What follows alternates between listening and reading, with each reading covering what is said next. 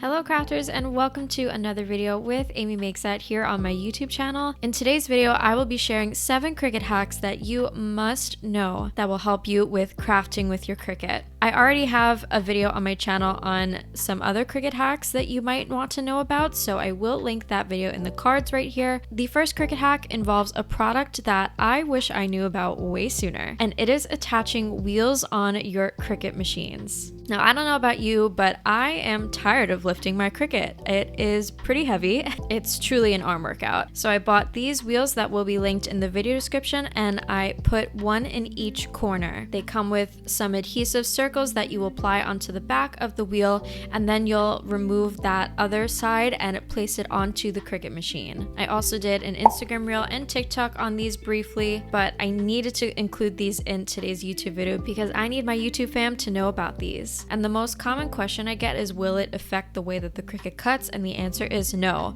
The wheels are so durable. It is just one of the best products that I've found out about. So I highly recommend these wheels on your Cricut machine, and again, those will be linked in the video description. The next Cricut hack is something that we all most likely struggle with, and it is aligning that clear sheet on our mat. Now, this is a protective sheet that helps maintain the stickiness of our Cricut mats, but I have a really hard time aligning those mats constantly.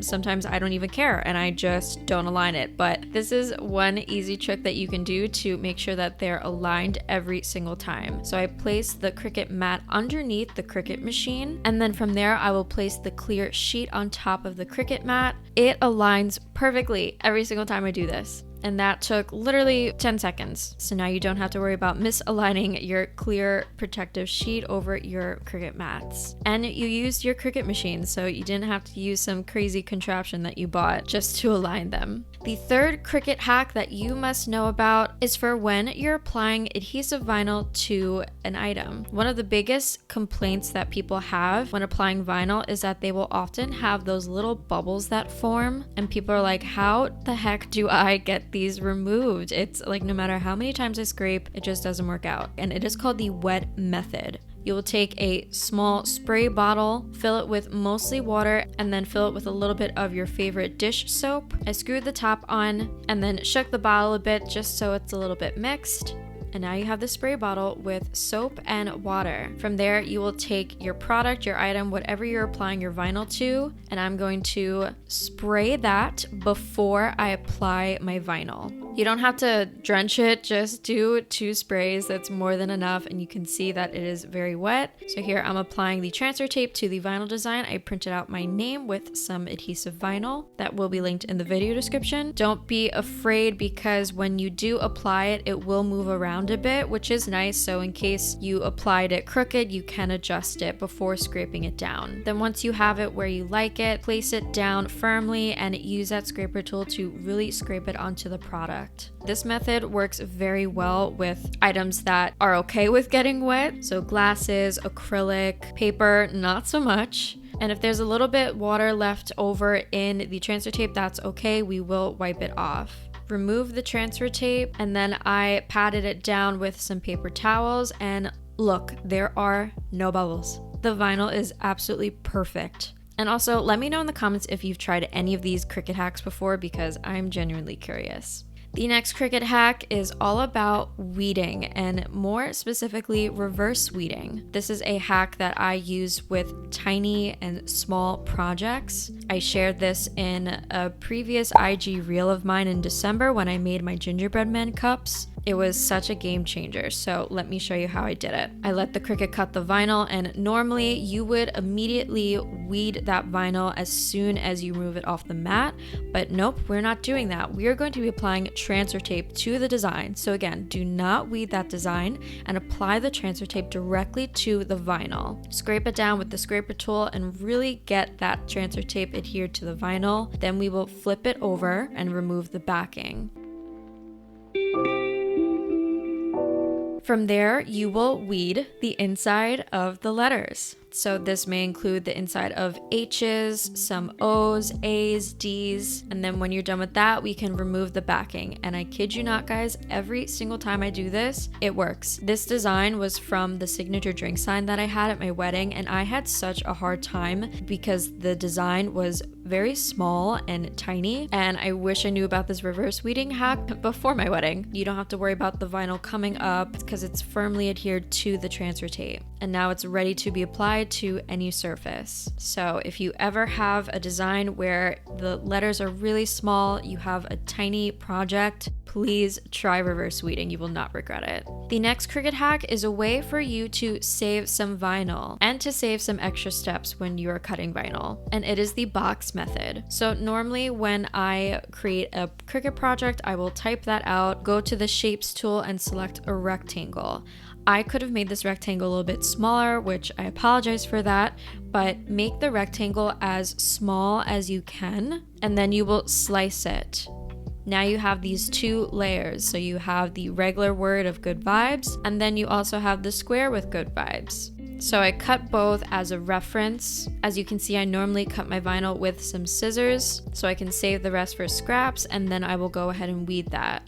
But with the box method, you can actually skip the step of cutting with your scissors and can save as much vinyl as possible. Now I did not make the square as small as I could, but you get the point. It helps save vinyl and skips a few extra steps when it comes to weeding. The sixth Cricut hack that you should know about is the baby powder trick. Often I will find myself struggling to weed something because I cannot see for the life of me. Unless I have direct sunlight or I have my Cricut Bright pad, it's really hard to see where I need to weed the vinyl. So I will take some baby powder and lightly place that onto the vinyl. And don't worry, it does not affect the color. I will rub that in gently with my finger. I had a lot of excess, so I dumped that in the garbage off camera, and now I can perfectly see what I need to weed. You can find those little parts where you need to weed and weed the rest with a breeze. So that is the baby powder trick. And the last Cricut hack that you must know when you're working with adhesive vinyl and layers is how to layer vinyl. I have two essential ways that you can layer adhesive vinyl, so let's get into the first one now. You might be familiar with this cookie SVG. I did use it in my how to create an SVG video on YouTube here, so if you don't know how to create an SVG, please watch that video. SVGs are multi-layered, so with this cookie there are 3 separate layers with 3 different colors. The first way that I can layer vinyl is to create a triangle on top of each layer in the same position. So that way when I'm applying that transfer tape to the one layer, I can line up that triangle, and as long as that triangle is lined up, my design will be perfectly aligned. So I do this step for each of the layers. I duplicated 2 other triangles in the same shape and then changed the colors to that particular layer. So now I have 3 different colors. I have the dark brown layer, the medium brown, and the lighter brown. I will select all 3 triangles and then align them in the center so I know that they are straight and centered. And then from there, I will select each layer along with that triangle in that color and unite them. So I selected the medium brown layer with the medium brown triangle and united them, did the same thing for the lighter layer, and then did the exact same thing for the darker layer for the chocolate chips. And this really makes me want to have a cookie right now. So now we have all 3 layers with those triangles above, and make sure the triangles are a bit above so you can easily cut that off when you're done. And I'm also going to be cutting another cookie because this is the second way that you can layer. But I'm going to explain that method after I do the triangle method. So here I'm aligning all of the layers onto the mats. I'll select my base material and let the Cricut cut each layer.